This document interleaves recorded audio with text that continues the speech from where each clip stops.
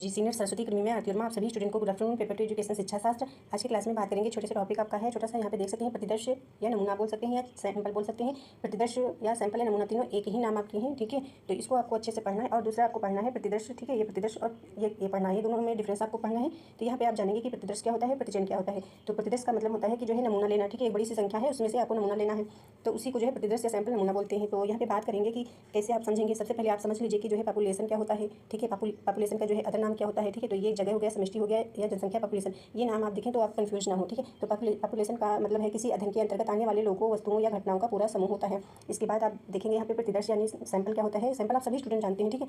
तो सैंपल का मतलब जगह का एक छोटा सा भाग, यानी यहाँ पे छोटा सा भाग लिखा हुआ है, छोटा सा भाग जो अध्ययन में शामिल होता है।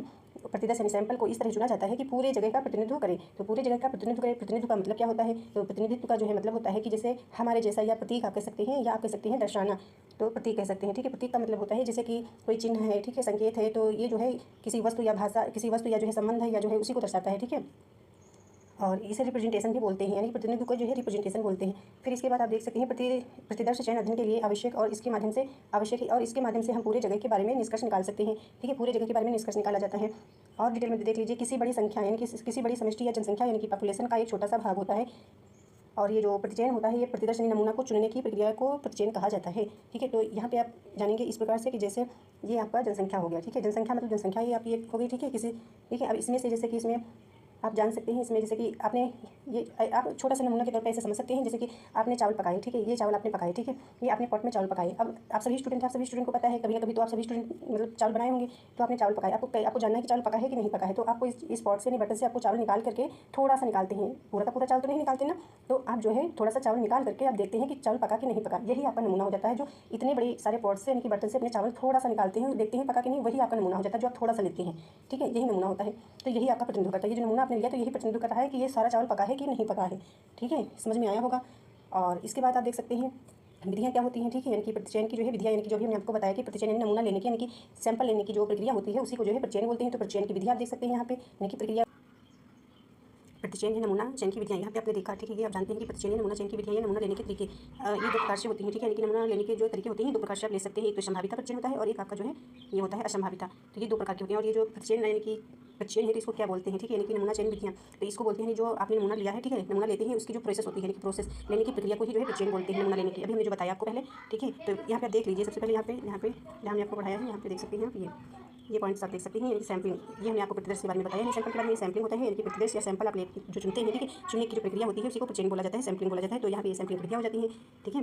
ये देखते हैं, इसको देखा आपने। और यहाँ पे प्रतिचयन प्रक्रिया यानी कि विधियाँ का हिंदी अर्थ, ठीक है। तो यह एक प्रक्रिया जिसके द्वारा शोधकर्ता, यानी कि जो शोधकर्ता होता है, जो अध्ययन करता है, ठीक है। शोधकर्ता एक बड़ी आबादी यानी कि पॉपुलेशन, जनसंख्या, समष्टि या जो आप कह सकते हैं कि जगह है, ठीक है, से एक छोटा सा हिस्सा या नमूना चुनते हैं, यानी कि छोटा सा हिस्सा नमूना लेते हैं ताकि पूरी जनसंख्या का प्रतिनिधित्व जो है किया जा सके। प्रतिनिधित्व भी हमने आपको बताया, इसको जो संख्या आप प्रतीक शब्द बोल सकते हैं, या जो है दर्शाना बोल सकते हैं, या प्रेजेंटेशन बोल सकते हैं, ठीक है। इसी प्रकार से आप बोल सकते हैं या हमारे जैसा। तो इस प्रकार से प्रतिचयन विधियों के प्रकार यहाँ पे देख सकते हैं, दो प्रकार के होते हैं। तो अभी मैंने बताया, ठीक है। ये आप देख सकते हैं, यानी कि संभाविता प्रतिचयन और ये असंभाविता प्रतिचयन, ठीक है। इसको आपको याद करना है, इसको याद करना है। तो इसके अदर नाम क्या होते हैं, यदि प्रोबेबिलिटी, ठीक है। तो प्रोबेबिलिटी नाम आ जाए तो कंफ्यूज नहीं होना है। संभाविता लिखा जाए तो भी कंफ्यूज नहीं होना आपको। प्रायिकता प्रतिचयन लिखा हो सकता है, या आपका प्रसंभाव्यता लिखा हो सकता है, या संयोगिक लिखा हो सकता है। और एक आपका नाम यादृच्छिक लिखा हो सकता है, उसको भी आप कंफ्यूज नहीं होना है आपको। यादृच्छिक, ठीक है, यादृच्छिक प्रतिचयन, इसके अलग अलग नाम होते हैं। और असंभाविता इसको जो है गैर यादृच्छिक भी बोलते हैं, नॉन प्रोबेबिलिटी, गैर प्रायिकता या असंभाविता। तो इसी प्रकार से आपको जो है याद करना है। यहाँ पे देख सकते हैं डिफरेंस लिखा हुआ है, यहाँ पे आप जान लीजिए। यहाँ पे संभाविता प्रतिचयन या जो है प्रोबेबिलिटी सैंपलिंग या नमूनाकरण बोल सकते हैं, ये प्रतिचयन। और इसको जो है ये असंभाविता प्रतिचयन या जो है प्रतिदर्शन इसको बोल सकते हैं। ये सारे आपके नाम है जो अभी हमने नाम बताए। और कौन कौन से जो है उदाहरण होते हैं इसके अंतर्गत, यानी कि असंभावित यानी संभाविता यानी प्रतिचयन या प्रोबेबिलिटी सैंपलिंग के अंतर्गत कौन कौन से होते हैं। तो ये उदाहरण आप कह सकते हैं, या कह सकते हैं विधियाँ या प्रकार। कितने प्रकार हैं, तीन प्रकार यहाँ पे बात करा गया है। तो एक साधारण हो गया, ठीक है। साधारण या सरल यादृच्छिक प्रतिचयन होता है, ठीक है। नमूनाकरण कह सकते हैं। यादृच्छिक का मतलब होता है कि रैंडम, ठीक है। रैंडम क्या होता है, रैंडम यानी कि इस प्रकार समझ सकते हैं कि जैसे बिना किसी जो है योजना के आपको काम करना होता है, या चुनना, किसी बात को चुना। ये इसके तरह नमूनाकरण क्या होता है। और समूह, गुच्छ, क्लस्टर, ठीक है। ये जो है यहाँ एरिया भी लिखा हुआ है, तो ये आप समूह लिखा जाए या गुच्छा जाए या जो है क्लस्टर आ जाए तो आपको कंफ्यूज नहीं होना है, सेम एक ही शब्द है।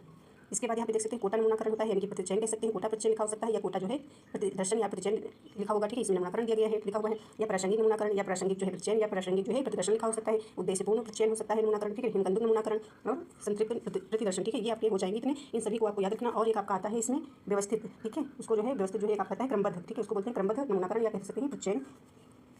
यहाँ पे देखते हैं प्रतिचयन या नमूना चयन विधियाँ, ये आपका जो है हेडिंग है आपकी, ठीक है। यहाँ पे देख सकते हैं इस प्रकार से ये आपकी हेडिंग है।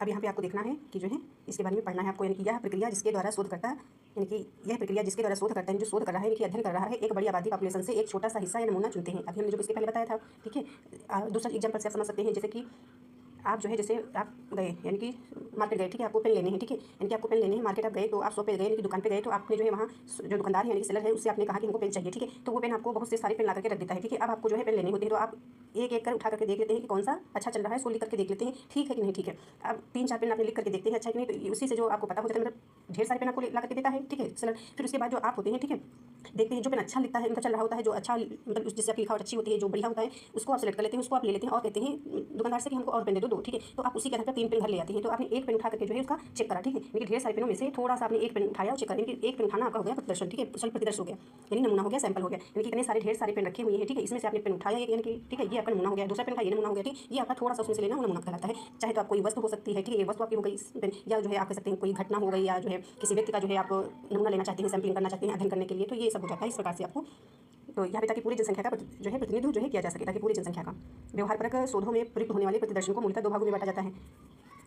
तो ये 2 भागों में आपका बटा हुआ है। अभी जो हमने आपको पढ़ा रखा है इसके पहले वही है, ठीक है, जो डिटेल में हमको बताना है, तो इसलिए हमने ये आपकी हेडिंग है आपकी संभाविता प्रतिचयन या यादृच्छिक, इसके अंतर्गत जो है आपके ये जो अभी हमने आपको बताया यहाँ पे आप देख सकते हैं, ये तो हम बात यहाँ पे करने वाले हैं, ये तीनों और ये 4 आपके जो विधियाँ हैं, यानी कि नमूनाकरण की, प्रतिचयन की, ठीक है, सैंपलिंग बोल सकते हैं, तो यहाँ पे बात करेंगे।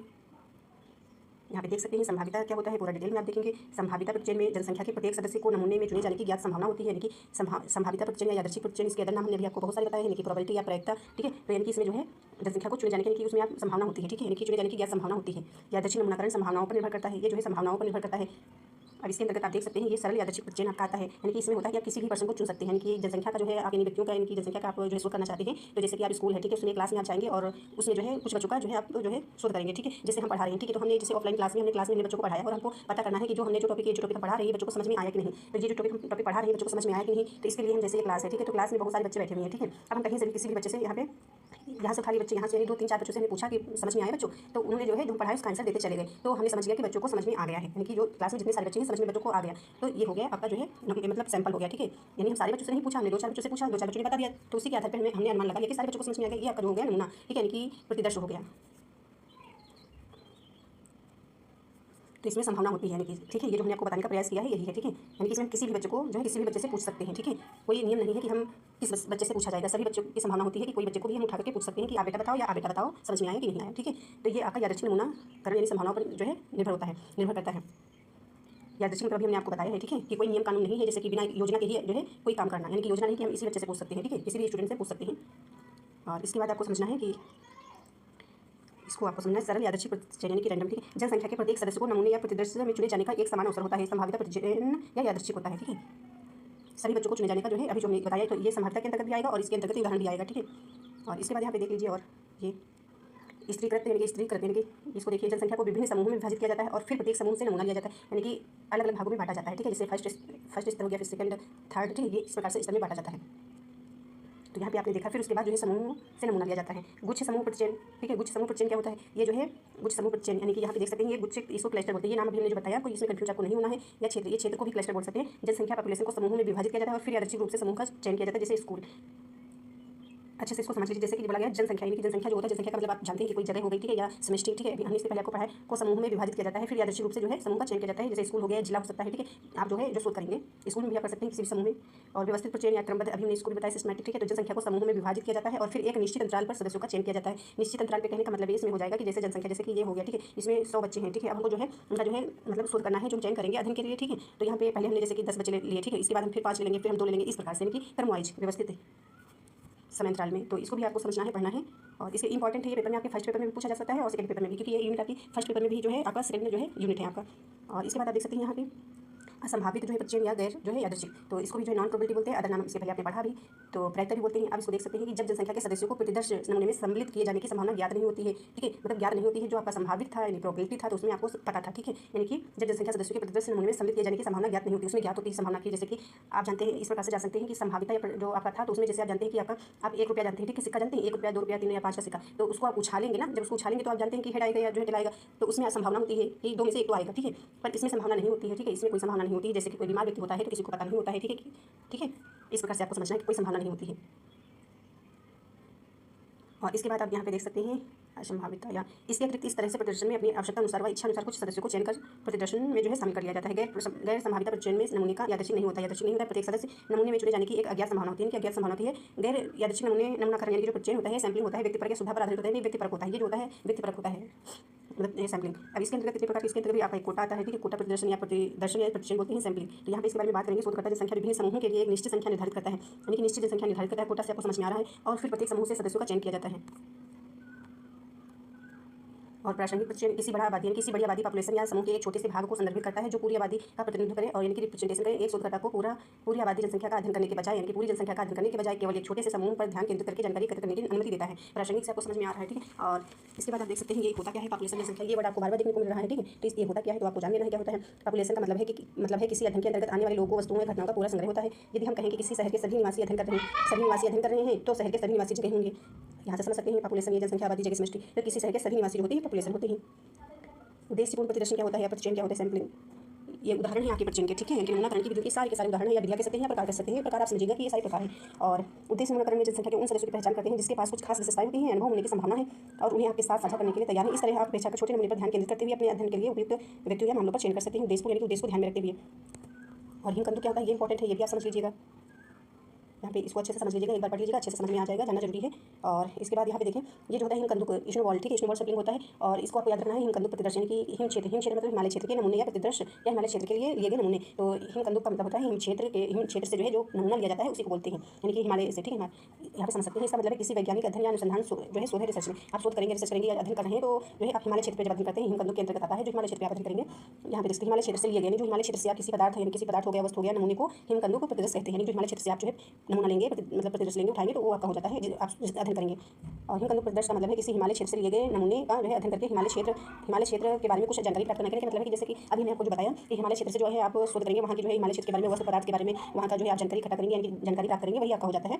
ठीक है, बर्फ और ठंडी जलवायु का कह सकते हैं। ठीक है, उदाहरण के तौर पर आप देख सकते हैं हिमकंदुक प्रतिदर्श या सैंपल कह सकते हैं। ठीक है, नमूना उपयोग करके बर्फ की जो है गुणवत्ता और जलवायु परिवर्तन या अन्य प्राकृतिक घटनाओं का अध्ययन कर सकते हैं, जानकारी प्राप्त कर सकते हैं। जो शोध कर रहे हैं, रिसर्च कर रहे हैं, ठीक है, अध्ययन कर रहे हैं, तो आप इसलिए तो कर रहे हैं जानकारी के लिए। ठीक है, और इसके बाद आप देख सकते हैं एक ये आपका आता है संतृप्त प्रचयन। ये क्या होता है इसके बारे में आप समझ सकते हैं। ठीक है, तो ये सैचुरेटेड होता है। ठीक है, इसकी इंग्लिश लिखी हुई है, गुणात्मक रूप में प्रयोग किया जाता है। ये जो होता है, ठीक है, प्रचयन की ये जो आपका प्रकार है प्रचयन का। और गुणात्मक इसका मतलब है अनुभव को समझना, यानी कि अनुभव आप समझते हैं, लोगों के व्यवहार को समझना, मतलब गुणात्मक का मतलब है। ठीक है, और इसमें शोधकर्ता नए डेटा के संकलन के दौरान पहले से ही एकत्र किए गए डेटा में कोई अतिरिक्त जानकारी, नया पैटर्न नहीं मिलता है। कहने का मतलब इसमें जो है जो शोधकर्ता होता है, यानी कि जो अध्ययन कर रहा है, स्टडी कर रहा है, तो वो जो पर्सन होता है शोधकर्ता, तो वो पहले से एकत्र किए गए जो डाटा एकत्र होता है, ठीक है, उसी से जो उसको प्राप्त यानी कि मतलब नया ज्ञान प्राप्त नहीं होता है तो उसके बाद बंद कर देता है, मतलब जो अध्ययन नहीं करता है। पूरा इसको पढ़िए, समझ में आएगा।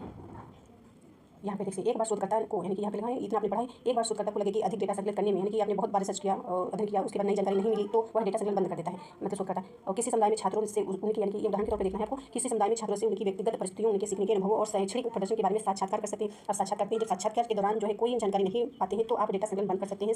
ठीक है, यानी कि साझा करते हैं, यानी कि प्रशिक्षण करते हैं, पूछताछ किए हैं, मतलब जानकारी के बारे में, तो सेम वही पहले ही जानकारी जो पुरानी होती है वही मिलती है, तो इसके बाद वो बंद कर देते हैं। तो ये आपका एक प्रकार से हो जाता है। इस प्रकार से इसको एक बार पढ़ लीजिएगा, समझ में आ जाएगा। और यहाँ से बता दें क्वेश्चन किस प्रकार का आता है पेपर में, तो प्रश्न जैसे ये शब्द दिए हैं, ये ठीक है, आपके जो ये प्रकार दिए गए हैं, ठीक है, ये नमूनाकरण के प्रकार प्रचयन के प्रकार आप समझ सकते हैं। तो ये आपको सीक्वेंस में लगाने को आते हैं, या फिर आते हैं कि असंभावित प्रचयन, संभावित जो है प्रचयन, या आप सकते प्रोबेबिलिटी लिखा था, ज़्यादातर तो आपका प्रायिकता लिखा आएगा। ठीक है, यहाँ ऐसे बताएं आपको, ये वर्ड आपको ज़्यादा मिलेगा। ठीक है, ये पेपर में मिल सकता है आपको ज़्यादा। ठीक है, प्रायिकता या प्रोबेबिलिटी।